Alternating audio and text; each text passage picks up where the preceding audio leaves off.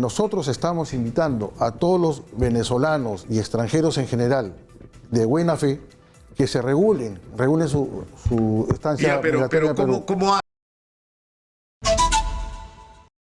está en nuestros estudios el superintendente nacional de migraciones, Jorge Fernández? Muchas gracias por estar acá, Jorge. Buenos días, Nicolás. Qué gusto verte. Comencemos por lo urgente, que es la situación de Juan Silva. La Fiscalía ha solicitado y la justicia, el Poder Judicial ha aceptado una orden de prisión o de detención preliminar por 15 días contra Juan Silva. ¿Migraciones puede garantizar que no ha salido del país? El día de ayer hemos tomado las acciones del caso, inscribiendo ya en nuestros registros la orden de captura. Sin embargo, Migraciones ya había tomado una acción previa el 27 de mayo de este año, que era la alerta informativa, alerta migratoria informativa. Explico a la ciudadanía para que nos entienda. Cuando los medios de comunicación ponen en evidencia una denuncia que podría derivar en una orden de impedimento de salida o de captura, Migraciones toma la previsión de cargar en sus sistemas esta alerta informativa. Una vez que carga la alerta informativa, cuando el ciudadano requerido se acerca a las oficinas de Migraciones en cualquier punto del Perú, cualquier salida migratoria, los aeropuertos internacionales o cualquier puesto de frontera, el inspector migratorio, al verificar la existencia de esta alerta informativa, lo que hace es ponerse en comunicación inmediata con la policía para tomar conocimiento si es que la posible orden de captura o impedimento de salida ya está dictada por el Poder Judicial. Esto lo hicimos nosotros el 27 de mayo. Y estas alertas informativas son efectivas. No sé si recuerdan el caso de este sujeto que tuvo tocamientos indebidos con una conocida participante de un reality, que fue precisamente, no tenía todavía la orden de impedimento de salida, pero había sido solicitada y claramente lo que estaba haciendo era irse, porque eso es algo que ocurre, ¿no es cierto? La Fiscalía solicita el impedimento de salida y el implicado ya sabe que esto va a ocurrir, ya sabe que van a ordenar el impedimento, le avisan y por supuesto todo tiene un precio, ¿no? Y el señor se va o la señora se va antes de que ordenen la salida. Entonces, este tipo de alertas lo que hace es... exitosa. A ver, un momentito, vamos a consultar y en ese momento normalmente los jueces hacen lo que debieron hacer seguramente antes, ¿no? En este caso específico, esta persona no tenía todavía el impedimento de salida, pero pasó en el aeropuerto Jorge Chávez, ante el tumulto por la verificación que se hace el inspector migratorio con la Policía Nacional y que los ciudadanos se dieron cuenta. La indignación de la gente. La indignación de la gente hizo que esta persona se retire del aeropuerto. Esa es la eficacia de estas alertas informativas. Si la persona ya pasa a la situación de requerido por el Ministerio, por el Poder Judicial, nosotros no consultamos, ponemos a disposición de la policía al ciudadano requerido. De acuerdo. Ahora, y los otros casos que hay personas que están no habidas en este momento, como Bruno Pacheco, los sobrinos del presidente, ¿qué está pasando con eso? Es decir, esta alerta ya no es una alerta, digamos, preventiva, sino es una orden que Migraciones debe ejecutar. Ustedes... Bueno, yo sé que estás recientemente en Migraciones, no tienes mucho tiempo, pero es decir, no ha habido ningún registro de salidas de estas personas del país. Los puestos de control migratorio son las salidas oficiales de los ciudadanos al exterior. Migraciones tiene la competencia en estos puestos. El resto de la frontera está a cargo de la Policía Nacional y de las Fuerzas Armadas.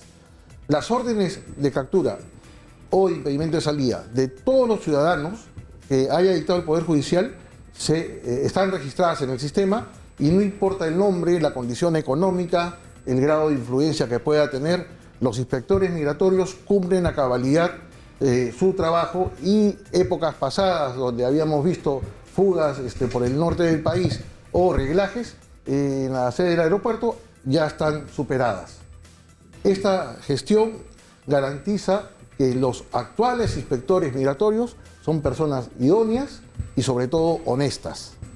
Ahora, para pasar a otro tema, el asunto de los pasaportes, ¿en qué punto estamos exactamente? Porque hubo una crisis de abastecimiento, esto generó grandes colas que fueron además multiplicadas por la desesperación de gente que decía que ya no se iban a emitir pasaportes, esas runrunes que lamentablemente mueven a veces a la gente, o gente que simplemente en realidad no tenía la urgencia de renovar el pasaporte, pero igual, como fuera, lo que hubo fue tumulto, ¿no es cierto? E incapacidad de abastecer la demanda de pasaportes. ¿En qué situación estamos en este momento?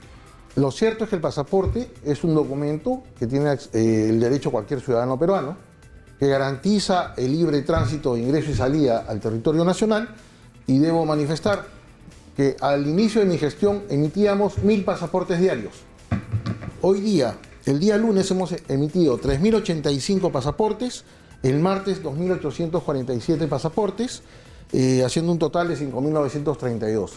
Claro, hemos adoptado varias medidas. Ya no solamente atendemos pasaportes de emergencia y citas. Como prometí en tu programa, recordarás que dije, vamos a atender el mismo día que se paga. Tenemos 2000 citas programadas previamente, más las atenciones de emergencia, que son aproximadamente 1000 diarios, alrededor de 1000 diarias. A esto hemos sumado 650 citas que liberamos a nivel nacional a las 6 de la mañana y 100 citas que liberamos a las 2 de la tarde. Las de la mañana se atienden de 5 de la tarde a 9 de la noche y las 100 que liberamos para la sede central en Lima se atienden de 9 de la noche a 7 de la mañana.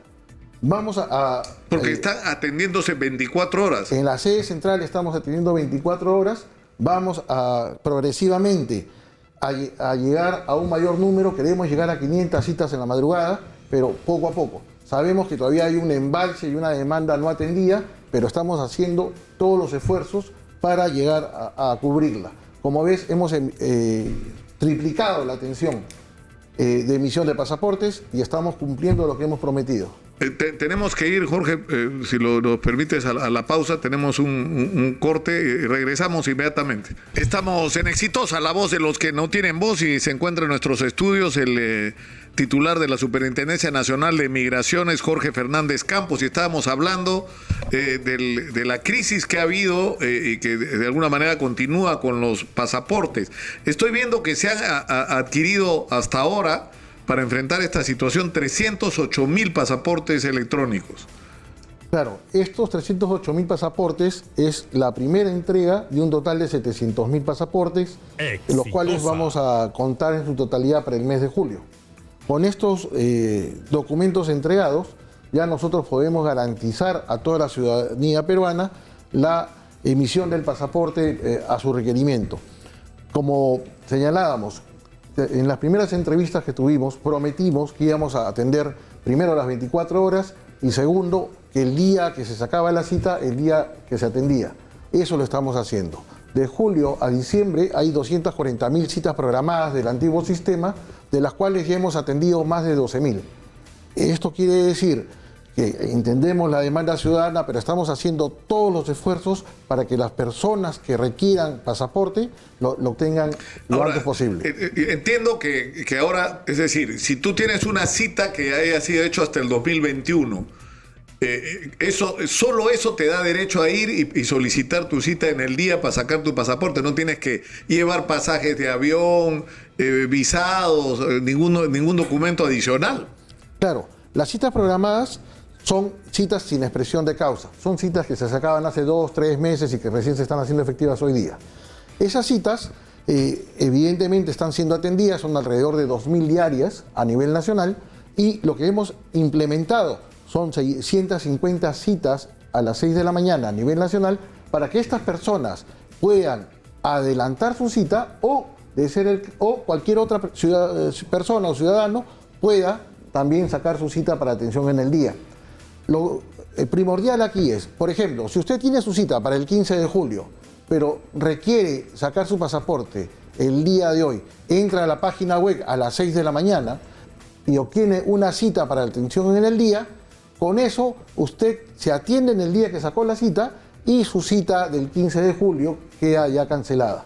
Así hemos detectado que ya hemos atendido a 12.000 personas con este nuevo sistema. ¿Y cuándo se va a normalizar esto? Es decir, porque de lo que se trata, esto es verdad, tiene que ver con la crisis que se ha generado en la pandemia, con la crisis de abastecimiento de insumos y demás, ¿no es cierto? Ha afectado todo lo... Pero digamos, ¿cuándo se va a normalizar esto? Es decir, ¿cuál es el plazo? Porque la idea es no estar corriendo detrás de pasaportes porque se nos acaban, sino tener un plan y tener, digamos, toda una logística para que haya un abastecimiento fluido y permanente de pasaportes y no tengamos ningún inconveniente. Necesitas un pasaporte, entras, sacas tu cita en el día, vas y te entregan el pasaporte, que es lo que debería ocurrir, ¿no? Es lo que ocurría en el año 2015 y eso queremos llegar. El tema central es que tenemos las citas programadas de aquí hasta diciembre, las cuales tenemos que cumplir. Sin embargo, estamos haciendo todas las medidas del caso para atender toda la demanda satisfecha lo antes posible.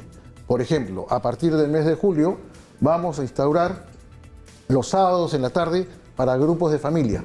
2 padres de familia con 2 hijos menores de edad podrán sacar su cita de manera conjunta para que puedan ser atendidos.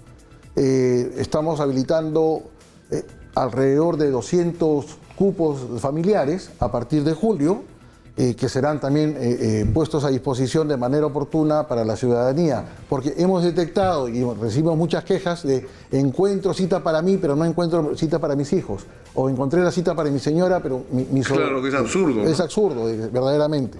Entonces, a partir del primer sábado de julio, vamos a trabajar los sábados para atención de grupos familiares.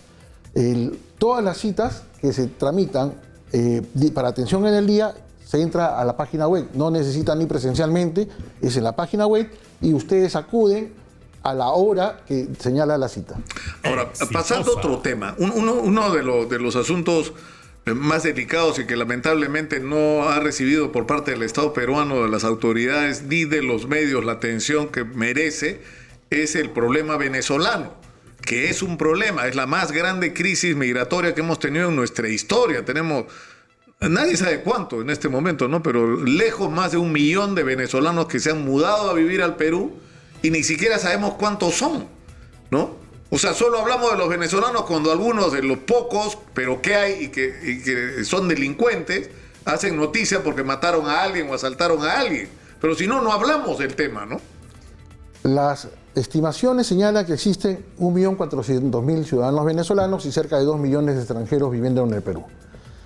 ¿Qué ocurre? Muchos de estos ciudadanos extranjeros han ingresado por pasos irregulares de nuestra frontera.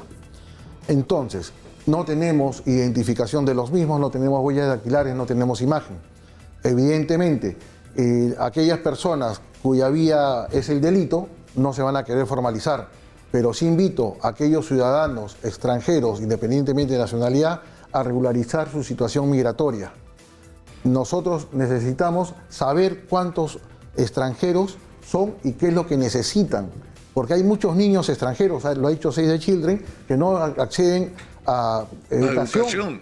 Y esto se debe en buena medida a que todos los programas sociales están determinados en base a estadísticas. Si nosotros solamente llevamos las estadísticas que nos da el RENIEC y de una estadística o una subestadística que da migraciones sobre la cantidad de menores de edad que están en edad escolar, es evidente que no se va a poder cubrir la demanda. El Ministerio de Educación... Claro, pero ¿cuál es el mecanismo? Porque lo que habría que hacer es, en primer lugar, un empadronamiento, ¿no es cierto? Saber exactamente cuántos venezolanos hay en el Perú y dónde están. Pero además, de paso, si los vas a tener al frente y los vas a empadronar, preguntarles cuál es su plan de vida, si pretenden quedarse en el Perú o si quieren volver a su país. Porque para eso tendría que... Eso ya no es una competencia solo de migraciones.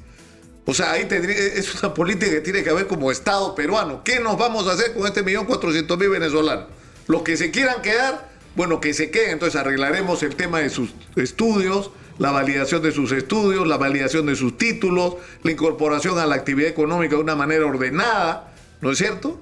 Y los que se quieran ir, bueno, se organizará y para eso habrá que hablar. O sea, yo sé que esto a alguna gente le resulta políticamente antipática, pero quien gobierna a Venezuela, te guste o no te guste, Maduro. Entonces, con el gobierno de Maduro tendrás que entenderte para ver cómo haces para que estos venezolanos que quieren volver a su país vuelvan. Ahora, correcto. ¿Pero qué pasos dar? Primero, el estimado de población venezolana en el Perú es de 1.400.000, de los cuales, según estadísticas del INPE, 1.400 están en centros penitenciarios. Entonces, estamos hablando en porcentaje de una cifra ínfima. Incluso, si vamos por porcentajes, hay muchos más peruanos que venezolanos en los centros penitenciarios, hablando en porcentajes, no numéricos. Lo que ocurre es que nosotros estamos invitando a todos los venezolanos y extranjeros en general de buena fe que se regulen su estancia. Pero ¿cómo hacen? Porque, por ejemplo, el extranjero que ha entrado de manera irregular y a muchos no les ha quedado otro camino, tiene que pagar una tremenda multa por día de permanencia irregular. Y qué bueno que digas irregular, porque ser migrante no es delito. Ser migrante es una condición humana, un problema social que además tiene una connotación de seguridad ciudadana. El migrante, como dicen los tratados internacionales suscritos por el Perú, tiene que ser atendido. Y como dicen las normas y las leyes peruanas, tenemos un componente de seguridad ciudadana. Tenemos que regular para saber quiénes son los que están de buena fe, no están vinculados al delito. El delincuente nunca se inscribe en ningún lado, pretende estar siempre en el anonimato, y evitamos así, con esta regularización, que los ciudadanos sean confundidos, ciudadanos extranjeros sean confundidos como partícipes de la delincuencia. Con estos delincuentes. Pero para ir concluyendo, ¿cómo va a ser el sistema? Porque hay un sistema de registro actualmente, pero habría que simplificarlo, ¿no? Hacerlo más fácil, tener puntos, porque además los venezolanos más o menos se sabe en qué lugares, en qué barrios, en qué distritos están concentrados. Se puede trabajar con las municipalidades de repente para hacer espacios donde los venezolanos puedan ir y registrarse formalmente. Exacto. Ya concluimos con los problemas del pasaporte. Ahora estamos yendo de frente al problema con los regulación con los ciudadanos extranjeros. Vamos a coordinar con organismos internacionales, con municipalidades. Ya alguna municipalidad de Lima Norte nos ha cedido un local para enrolar y registrar a estos ciudadanos. Le hemos pedido al Congreso que nos ayude a hacer una amnistía de esta multa de 46 soles diarios. 46 soles diarios. Imagínate, tienes 2 años en el Perú, tienes que pagar 46 soles por cada día que haces todo en el Perú. Es una locura. Entonces, lo que queremos es que se entienda que también el proceso de regularización nos ayuda a saber cuántos somos en el Perú, quiénes son cada uno, sobre todo aprovechar las capacidades que estas personas vienen muchos de ellos con una educación profesional o técnica que está siendo desperdiciada en el Perú, y sobre todo el ciudadano extranjero que no está regularizado tiende a caer en los abusos laborales y cobrar menos que el peruano en un puesto de trabajo. Cuando un ciudadano extranjero ya está regulado, se corta ese dumping social, porque el que está regularizado tiene el mismo derecho que tiene el nacional. Claro. Y entonces ya el empleador decidirá a quién contrata. Ya el factor sueldo no será uno de los más o el más preponderante. Claro, serán otros factores. Y va a llegar, me imagino, bueno, vamos a estar atentos a este plan, pero tiene que haber un corte. Es decir, tienes hasta tal plazo para inscribirte, y todo aquel que no se haya inscrito, a lo Bukele, si no estás inscrito, para afuera. Esa es la idea. Para afuera, ¿no es cierto? Porque si no te has inscrito es porque si se te han dando todas las facilidades es porque alguna razón no quieres aparecer registrado. Esa es la idea. El plazo se vence el 6 de julio. Este 6 de julio. Este 6 de julio se vence el plazo. Pero es ahorita. Ahorita. Si de no mediar una ampliación, y creo que no lo va a haber, se vence el 6 de julio, y después del 6 de julio, aquellas personas que no estén regularizadas, lamentablemente vamos a tener que aplicarles todo el peso de la ley, con la normatividad del caso. Yo le agradezco mucho al director de Migraciones por estar con nosotros esta mañana, al superintendente, en realidad, que es como se llama ahora. Muchas gracias, Jorge.